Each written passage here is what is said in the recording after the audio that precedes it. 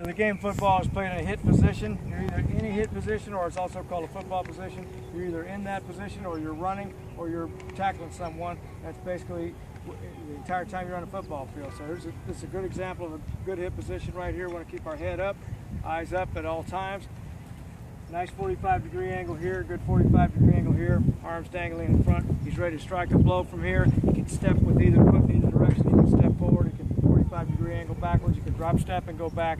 That's a good example of a hip position. You could be a little bit higher. Some guys like to be a little bit higher so they can get out of it. A DB might be a little bit higher. Linebacker might be ready to step shuffle. And just make sure that when you're teaching the hip position that you've got the nice angles here and here. All right, very good. All right, we want to make sure we're teaching proper ball carrying technique, because at any time that you're on a football field, you might end up carrying a football even if you're a defensive player.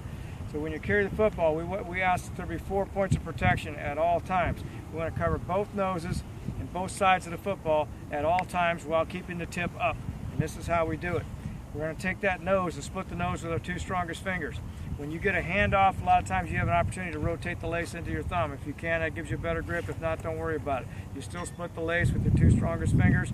That will protect it. You split the nose with your 2 strongest fingers. That will protect the front nose of the football. The back nose of the football is tucked inside the forearm back here, inside the elbow, not on top like this. If I have it on top of my forearm like that, the ball can very easily get knocked away, which we're going to avoid that. We want to split that nose and rest that back tip inside the forearm, so that if I happen to get hit from this side, that ball is not going anywhere, because I have pressure here with my forearm, pressure here on this tip, pressure here inside my elbow. Now, the last thing and the most important, we must have pressure against our side of our body. The rib cage pressure has to happen right here. As soon as you get the ball, that back door of the elbow comes away from the body, that ball can be popped out very easily. That's how most fumbles occur, just like that. So our 4 points of protection.